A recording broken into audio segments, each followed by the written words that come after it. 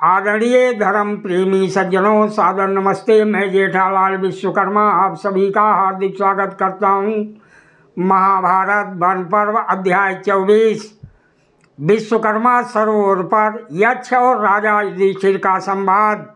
महर्षि वैशंपायन जी कहते हैं, हे राजन जन्मेजय जी। तब यक्ष ने कहा, हे राजन, तुमने पुरुष और सबसे बढ़कर धनी की ठीक ठीक व्याख्या कर दी। अतः तुम अपने भाइयों में से जिस एक को चाहो वही जीवित हो सकता है।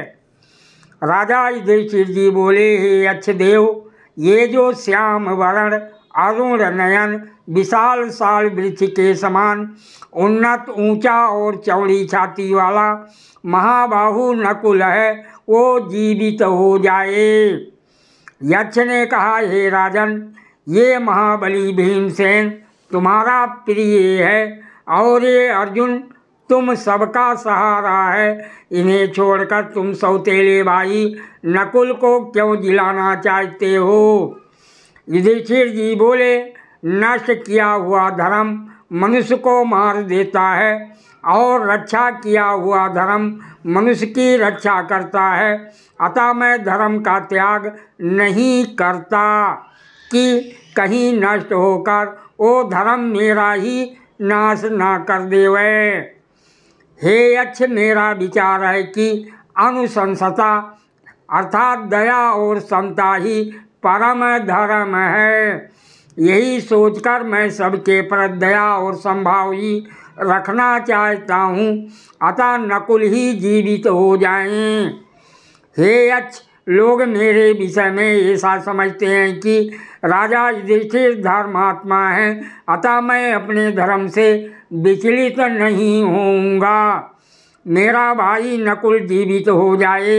मेरे पिता के कुंती और माद्री नामक 2 भार्याएं थीं, वह दोनों ही पुत्रवती बनी रहें, यही मेरी स्थिर धारणा है। हे यक्ष, मेरे लिए जैसी माँ कुंती हैं वैसी ही माद्री, उन दोनों में कोई अंतर नहीं है। मैं दोनों माताओं के प्रति समभाव ही रखना चाहता हूँ, अतः नकुल ही जीवित हों। यक्ष ने कहा, हे भरतश्रेष्ठ, तुमने दया और समभाव का अर्थ और काम से भी अधिक आदर किया है, अतः तुम्हारे सभी भाई जीवित हो जाएं। महर्षि वैशंपायन जी कहते हैं, हे राजन जन्मेजय जी।